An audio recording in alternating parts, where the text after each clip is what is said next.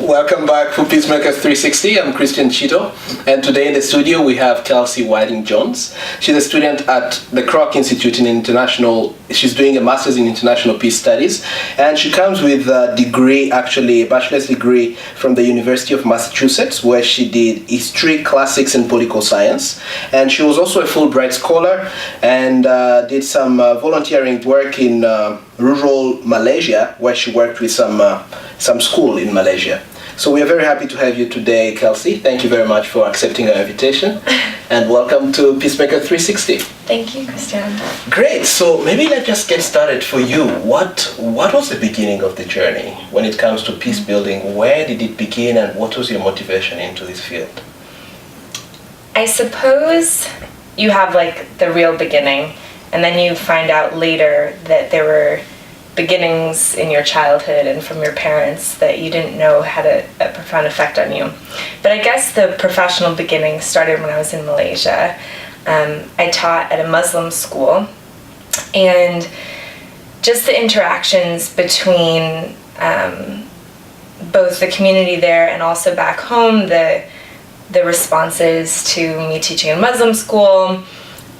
This was in the post-9/11 context, a post-Iraq context, and I just found there to be dangerous and deep misunderstandings between peoples, especially misunderstandings about the Muslim world. And so that sort of,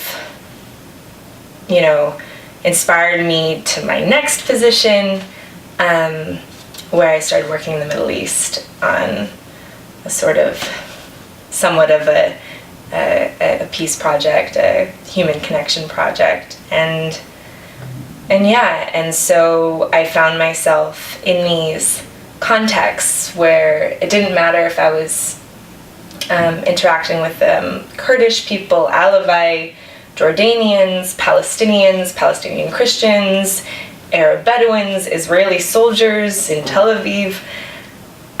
Everyone throughout the Middle East that I encountered treated me like family, and that's something that I like to pass on, those stories of human connection back here in the States. But also, I was treated like family, and why can't we treat each other as family?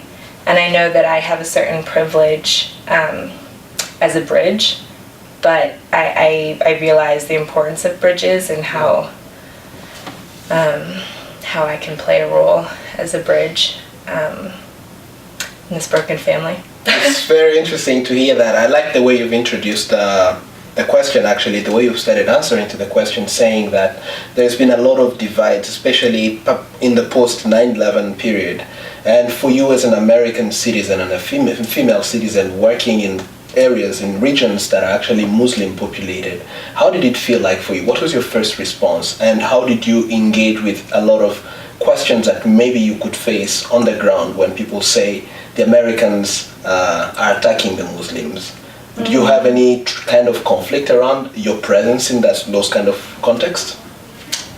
I think that, and maybe I was, I'm an anomaly, but if you go out into rural areas and you're in a village or you're taking a walk with a local trail guide, or you're having a meal with a mother, they don't really talk about politics.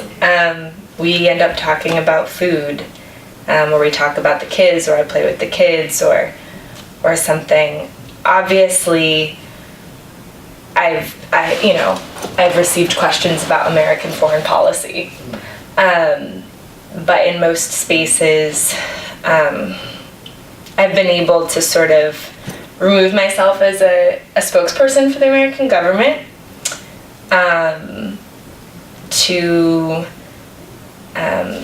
I've never really been met with you're attacking us, because I've always been in spaces where there's this guest host hospitality thing going on, and there's this understanding that they're welcoming me in, and I'm trying to be respectful of that. That's a difficult question to answer, but I've never been met with hostile questions, though I am prepared to be just similarly hostile against American foreign policy and able to have a conversation like that. But it's never been you are the face of America or anti-Islam. And I think that I'm fortunate to be able to speak of my close interactions with Muslim people, and not every American can say, they taught at a Muslim school, or, they know this in Arabic or whatever, and I hope that I can help provide those tools to people who aren't able to, necessarily have such proximity to those populations, but to understand them just as much. I think you've actually articulated the answer pretty well, because again, the whole purpose of Peacemaker 360 is to get to see the other side of the story, what people don't hear about, especially when we hear the mainstream media trying to stereotype Muslims as they're hostile or they're bad people, and especially recently here in the American context. But when you talk about the proximity that you felt, that hospitality that you've experienced when you're working with these populations, it actually shapes a different perspective, and I think that is really what is needed when you're embracing peace building.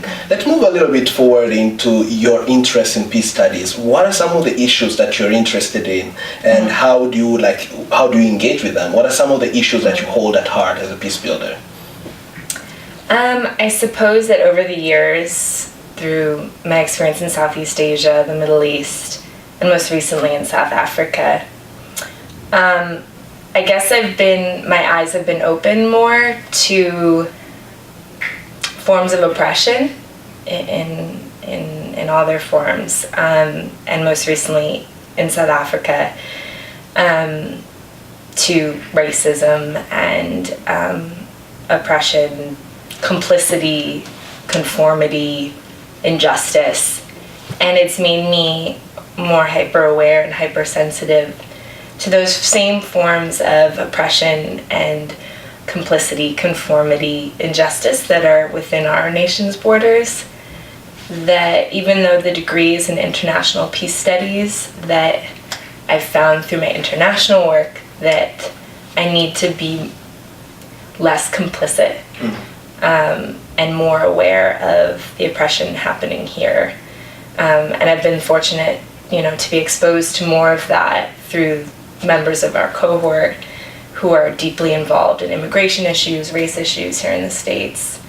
To sort of enter in every peace-building context with a lens hypersensitive to injustice, to just have the flags out, even when it comes to where microaggressions or where power is being played. I think I'm just so hypersensitive. I walk into a cafe and something doesn't seem right with the demographics or who's serving whom, or the tourist industry, just sort of putting that injustice lens onto everything we might do and how we might be causing harm in our daily lives, in our business interactions, here in the States and overseas. So I think when we talk about human rights, people might think that's just about survival and the conditions for human survival, but Absolutely. It's also beyond that is how can people not only survive but be seen and be heard. So I guess in particular the contexts that move me are the current Palestinian occupation that I feel particularly politically involved in, fighting against. But I think that I can really take this hypersensitivity lens into whatever work I do. I think it's a very interesting insight that you've also shared, because many times we tend to normalize the situation. When you think of how injustice has been actually rampant in many places around the world, we think of issues of racism, and here in the American context, with all the police brutality, sometimes we tend to think that this is just the way it's been. And that kind of attitude can make us not to do anything about it. And I think being hypersensitive is actually a first step into trying to change the situation. And I believe that that is what is required for many people to see that change is possible, and we shouldn't normalize some of these structural violence and structural injustices that some communities face.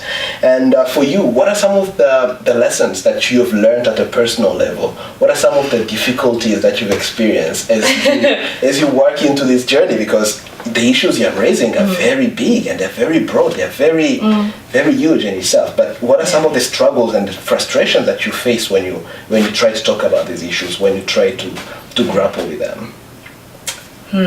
I think that frustration can be debilitating, and anger can be debilitating as well. So, Cape Town especially made me very frustrated and angry. And, as if in conversations with someone that doesn't see the injustice, or systems beyond that. So I feel like I can have an individual conversation that might make a change, but it seems sort of that sometimes these systems are insurmountable. But as we were talking about before this, I think that systems are made of individuals, and sometimes we deflect responsibility onto the system and onto this world we have no control over, the economy and things like that. So that's going to be a challenge that I think will be a daily struggle of finding a place to make change, of making sure that the frustration isn't debilitating.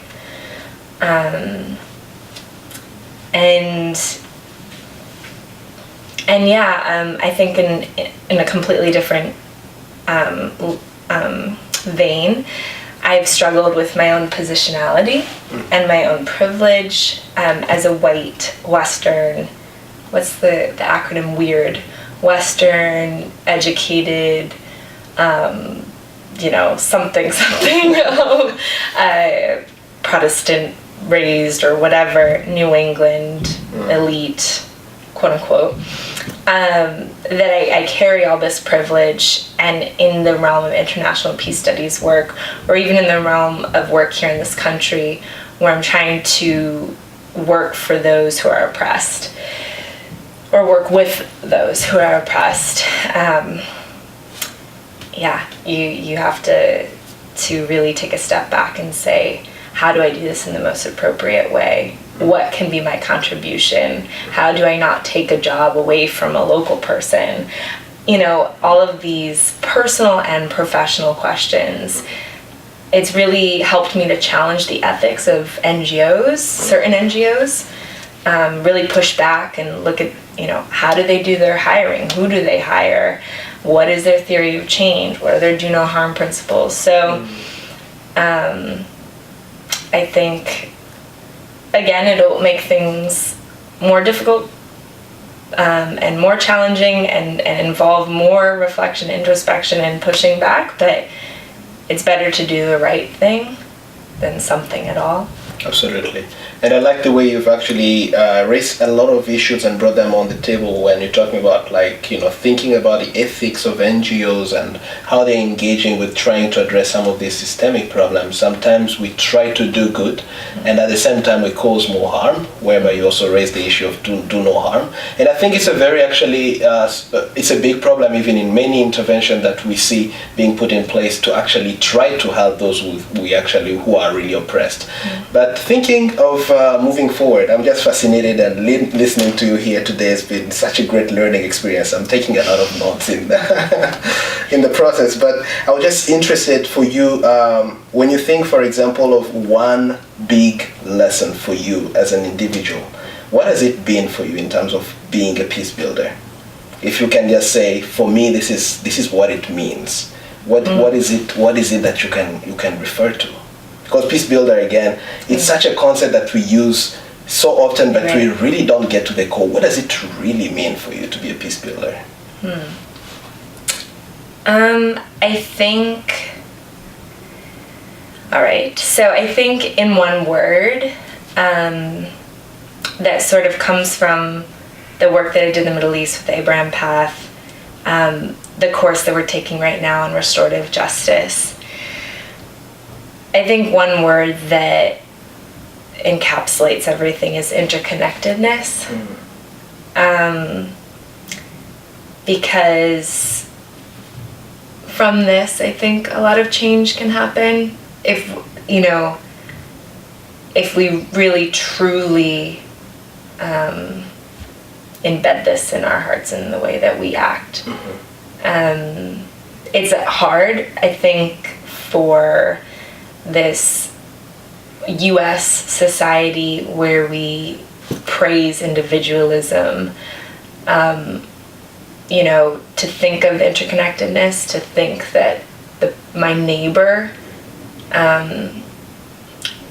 his or her well-being will affect me and our well-being. That the humans in the DRC and the humans in Malaysia and the humans in Syria and the humans in St. Louis are all interconnected.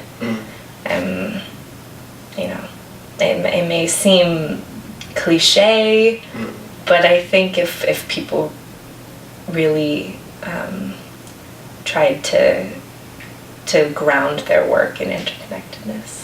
Interconnectedness it is. The little smile on the face, and it's shared because it's interconnected. Yes. And I appreciate that. I also know that one thing that you like doing is dancing. Yes, sir. And I think that's another expression of interconnectedness. And maybe everybody knows how to dance. Everybody knows how to dance. They may not be good at it, but everybody likes it. Everybody knows how to do it. Yes. Eating and dancing, basically. It's one thing that brings us together. Thank you very much today, Kelsey, for having us and for accepting this invitation. It's been a great time here in the studio with you. And for anybody who's interested maybe to get in touch with you too, because this issue that you've raised today are very, very, very interesting. And some of us, actually, many people who are viewing this show are interested in getting to connect and think together some of these difficult questions of injustice, of discrimination, of racism. How can they get to you? How can they connect with you? How can they interconnect with you? Interconnect. Well, you can connect with me on all of my social media platforms, or just email me, Kelsey-Whiting-Jones@gmail.com. I like having coffee dates all over the world. My schedule revolves around them, so yeah, I'd love to meet with people. Thank you very much for tuning in to Peacemaker 360. It was Kelsey-Whiting Jones, and as you've heard, she's very passionate about racism, trying to fight racism and the injustices that are affecting our world, and she'll be glad to get to connect with you. So if you have any question or anything that you'd like to discuss with her, that would be a great opportunity. Thank you very much, Christian. Kelsey, for having us today. Thank you. Great.